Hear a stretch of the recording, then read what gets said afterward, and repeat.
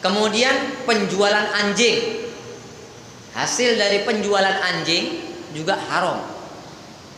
Kemudian memakan riba, terus hasil dari mentato, dan Nabi juga melarang mentato dan minta ditato sekaligus.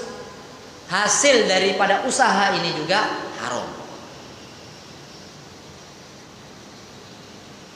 Jadi orang yang mentato berdosa, orang yang ditato dosa, orang yang minta ditato dosa.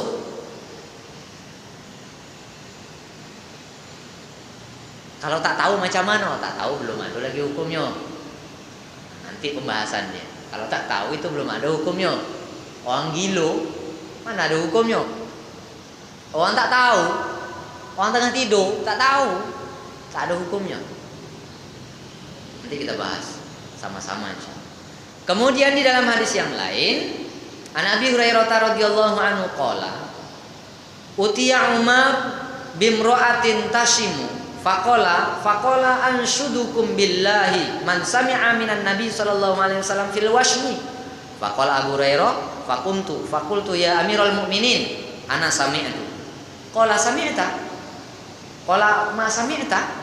Qala sami'tu Nabiy sallallahu alaihi wasallam yaqulu la tashimna wa la tastaushibna.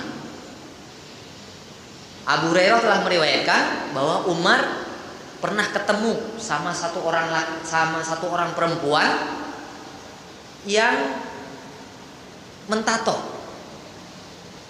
Pernah ketemu sama satu orang perempuan, satu orang wanita yang mentato.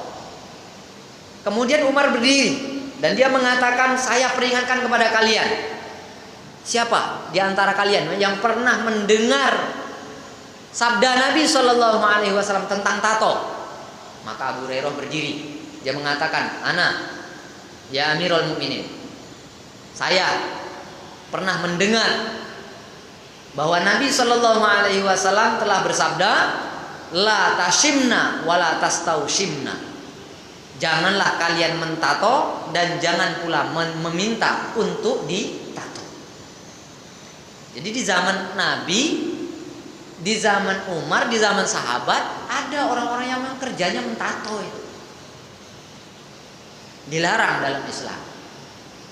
Jadi mentato tak boleh, minta untuk ditato juga tak boleh. Kemudian di dalam hadis yang lain, Ani bin Umar qala la'anan Nabi sallallahu alaihi wasallam al-wasilata wal mustausilata wal washimata wal mustaushimata. Kata Ibnu Umar radhiyallahu anhu bahwa Nabi melaknat orang yang menyambung rambutnya. Nabi melaknat orang yang menyambung rambutnya, bahasa kerennya dengan wig. Nabi melarang menyambung rambut, kemudian minta disambung rambutnya. Kemudian Nabi juga melaknat orang yang mentato dan yang minta ditato. Sama-sama dilaknat oleh Nabi Shallallahu Alaihi Wasallam. Jadi 4 golongan manusia ini. Pertama, orang yang minta sambung rambut. Kemudian yang kedua, orang yang menyambung rambut. Kemudian yang ketiga, orang yang minta ditato. Yang keempat, orang yang mentato. Dilaknat oleh Nabi Shallallahu Alaihi Wasallam. Yang terakhir, untuk riwayat dari Imam Bukhari, kita anggap terakhirlah hadis ini. Walaupun masih banyak hadis-hadis yang berkenaan dengan itu. An Alqamah an Abdillah radhiyallahu anhu la'anallahu al-washimati wal mustawshimati wal mutanammisati wal mutafallijati lil husnil mughayyirati khalqallah. Malila al'anu man la'anallah man la'ana Rasulillah wa huwa fi kitabillah. Abdullah radhiyallahu anhu telah melaknat, telah mengatakan sesuatu yang menyebabkan dia ini menyebabkan orang lain marah. Kata Abdullah, radhiyallahu anhu, Allah melaknat wanita yang mentato dan yang minta ditato, dan wanita yang mencukur alis matanya, serta yang merenggangkan giginya. Bahasa kerennya sekarang bagel. Nah, itulah bahasanya. Saya pun tak paham.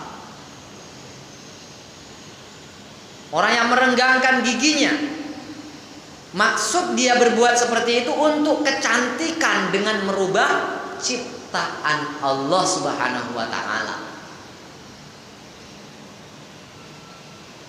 Kemudian Abdullah mengatakan, kenapa saya tidak melaknat orang yang dilaknat Rasulullah, sementara tertulis di dalam kitab Allah Subhanahu wa taala.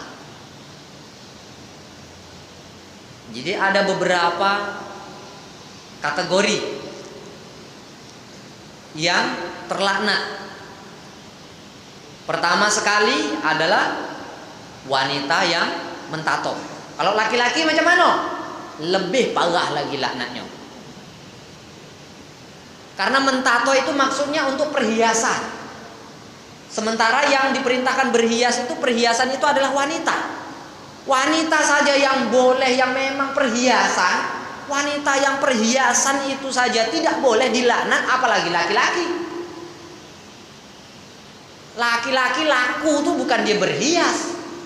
Beda dengan perempuan. Kalau perempuan iyo, karena dia memang perhiasan. Laki-laki ini dengan gagahnya, dengan baganya, itulah dia laku tuh. Walaupun dia nampak ganteng, nampak alah, tapi lebih, nah tak laku dia. Itu dengan gagahnya laki-laki itu laku. Tapi bukan berarti terus laki-laki mentang-mentang gagah macam itu tak berhias pula, bukan. Tapi tidak seperti wanita. Wanita saja yang memang dia perhiasan dilarang, apalagi laki-laki.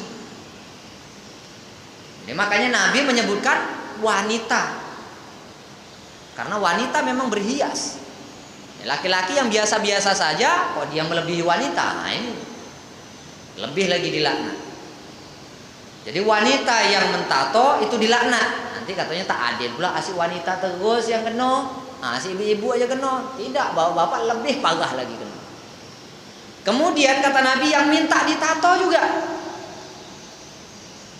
Kemudian wanita yang mencukur alis matanya juga dilaknat.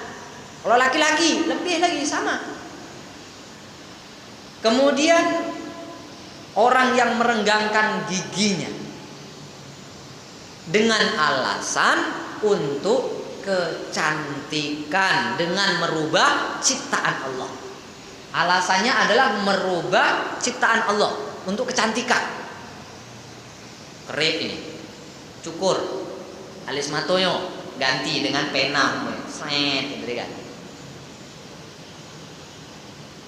Yang seperti itu dilarang karena merubah.